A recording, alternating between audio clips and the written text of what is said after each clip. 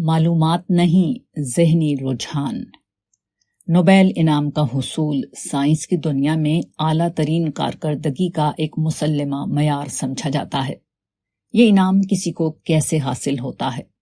Chemistry کے Nobel انعام یافتہ H.A. کریبس نے اس کا مطالعہ کیا ہے۔ ان کا کہنا ہے کہ اعلیٰ سائنسدان بننے کے لیے اعلیٰ ساز و سامان والی لیبارٹریوں اور جدید ترین لٹریچر پر مشتمل لائبریریوں سے کہیں زیادہ ضروری بات یہ ہے کہ کچھ مدت کے لیے کسی بڑی سائنسی شخصیت کی صحبت اور رفاقت میسر آ جائے۔ وہ لکھتا ہے، اگر مجھے اپنی جوانی کے ابتدائی 4 سال اوٹو واربرگ جیسے سائنسدان کی رفاقت میسر نہ آتی تو میرے اندر سائنس کا صحیح ذوق پیدا ہونا محال تھا۔ کریبس مختلف بڑے سائنسدانوں کے اقوال پیش کرتے ہوئے بتاتا ہے کہ اعلیٰ سائنسدانوں کی صحبت جو سب سے بڑی چیز کسی کو دیتی ہے وہ سائنسی حقائق اور سائنسی طریقوں کے بارے میں معلومات کا انبار نہیں ہے۔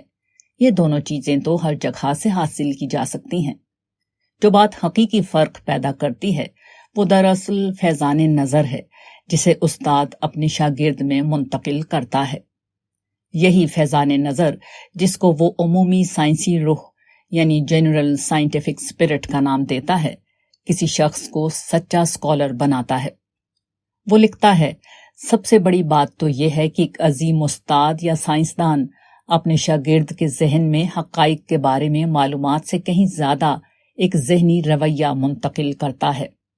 اس ذہنی رویے میں 2 باتیں بالخصوص بہت اہم ہیں، ایک عجز اور دوسرا شوق۔ عجز اور شوق 2 سب سے بڑے زینے ہیں جن سے گزر کر آدمی اونچی ترقی کی منزل تک پہنچتا ہے۔ شوق آدمی کو اکساتا ہے کہ وہ کہیں رکے بغیر اپنا سفر جاری رکھے۔ شوق آدمی کے اندر تجسس کا جذبہ ابھارتا ہے جس کی وجہ سے وہ چیزوں کی حقیقت جاننے کی کرید میں رہتا ہے۔ تاہم جستجو کا شوق ہی کافی نہیں، اسی کے ساتھ عجز بھی انتہائی طور پر ضروری ہے۔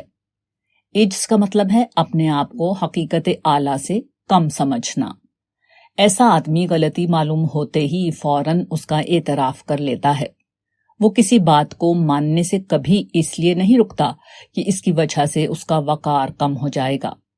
وہ حق کو سب سے زیادہ اہمیت دیتا ہے، نہ کہ کسی اور چیز کو۔